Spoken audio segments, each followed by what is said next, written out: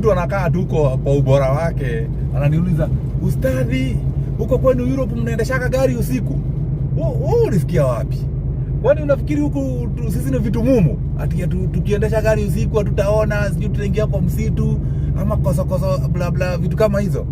Huku magari zinaendaga 24/7. Inategemea na jani plani yako. Kama jani plani yako umeisuka itoshee mchana kwa mchana, bahati yako. Kama jani plani yako umeisuka itoshee mchana kwa usiku, pia bahati yako. Kama jani plani yako umeipanga iingiane usiku kwa usiku, pia timing ni zako, wewe bora masaa uendeshe kulingana na vile umepangiwa na tachograph. Unaelewa? Yaani lazima upige masaa 9 kwa siku, ukipitiliza risali moja hiyo masaa 10, angalau mara 2 kwa wiki ama maximum mara 2 kwa wiki. Hakuna mwenye atakuuliza mbona umeendesha gari usiku, hakuna atakayekuuliza mbona umeendesha gari mchana. Wewe ni bora mzigo uwe salama, maana usalama wa mzigo unategemea dereva asilimia ile. Wozolo.